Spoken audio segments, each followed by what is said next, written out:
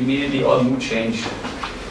But yeah, so basically we are trying this out the first time. We have actually never done it before. It's a new thing. We want to see how we can bring a little bit of Bert's experience to the masses, and kind of like an author goes to read from his book, and so we let Bert read about his life a little bit and about his experiences.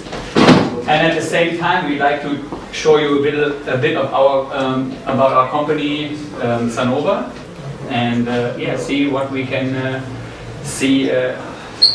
explain about the shapes and about basics of shapes. That's the main idea, to understand what is why is the board good or bad. Yes, and we just came from. We are actually pretty tired because we have been traveling around. Yeah, in. Tresses, maybe Bert, you can say a bit about the 2 trips that we just did. Oh, I thought you were going to like... Yeah, okay. Yeah, but I told you we need to improvise a little bit. Here we go. Yeah, okay, well, I've been on the road now for about 5 weeks. Went to Australia for about a week and a half, did a trip down the East Coast, went visiting a bunch of retailers, and then, okay, sorry, I'll take my glasses off and say hello to everyone. So I did a trip down the East Coast, and then as soon as I got back to Thailand, which is where we're based in the factory, we went to America and we did a trade show in Florida. Then we went across to San Francisco and we drove the full length of the Californian coast down to San Diego. That was really enjoyable. Again, went to visit a bunch of retailers, and it was more about visiting retailers, saying hello, and also having a look at what's current in the surfboard market, because a lot's changed over the last 4 or 5 years. So I just feel like to get up to date with current designs, current trends. And then we also spent some time at the Hurley Pro, just watching the contest. And then when we came over to France here, it was the same. We went down to the Quicksilver Pro at Hossega. And part of that as well is we're also looking for someone, a competitive surfer, to ride our boards at that level, someone sort of in the top 30. So that was also part of our plan in going to various contests, was to just make contact with these guys as well. So how was the waves? They were nice. The waves down in France? I was impressed that there are actually waves in France. No, I've always known there was waves there. So. No, but they were really nice. So for us, it was a good trip. Not much surfing, unfortunately, but yeah, got one surf in California and one surf in France. But it's kind of, you know, it was work as well as trying to squeeze the surf in when there's waves. So yeah, and so we planned in come stop by here and check this out, how it can work. And so yeah, let's go and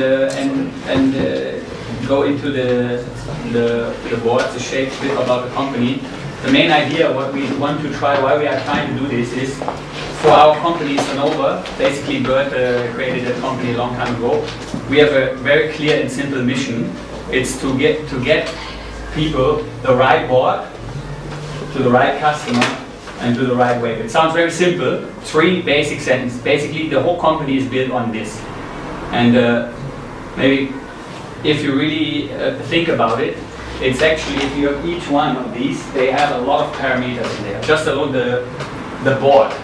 That's what we want to try to talk about today. What does a real board, where the wave, there's thousands of different waves. Yeah, so I think that the key to that combination as well is good communication with customers. So, and also having retailers that can give good communication, or that understand about those aspects of design as well, you know. So the key thing is the contact person, or the person who sits between us and the customer, or even our direct relationship with the customer. Like, I've always found that you can always provide the best boards when you can get more information from a customer, and then also when you have a retailer that really understands about boards and board design that you can work with.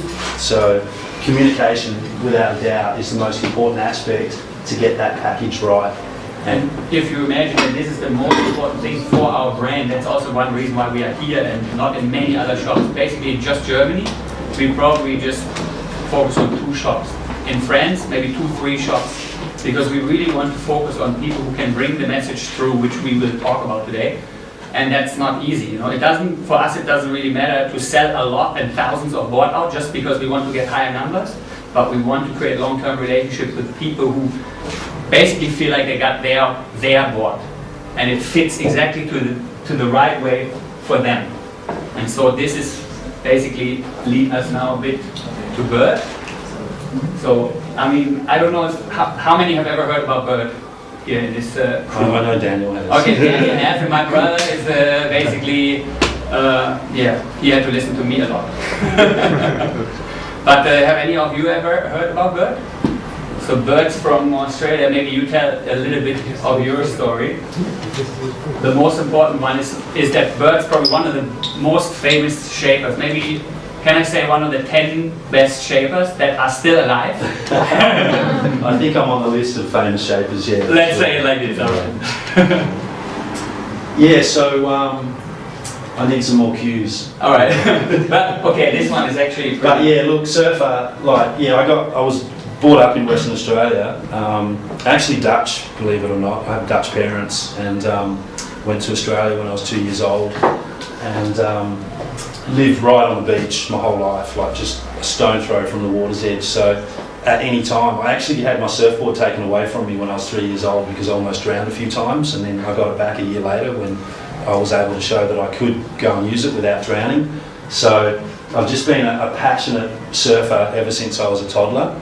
And then because of the nature of my family as well, you know, grandparents, both were engineers, you know, my dad was a boat builder, and I think that just gave me sort of a genetic inclination to kind of be interested in surfboards and to be a bit of a tinkerer.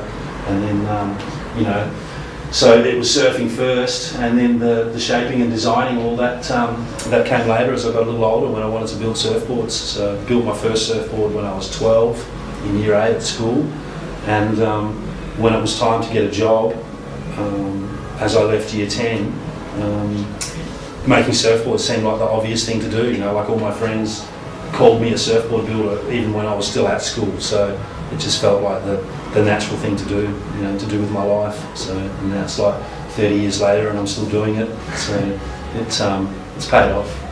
Yeah, it's good. So maybe we have a little video that can explain a bit about it. Maybe we show that one.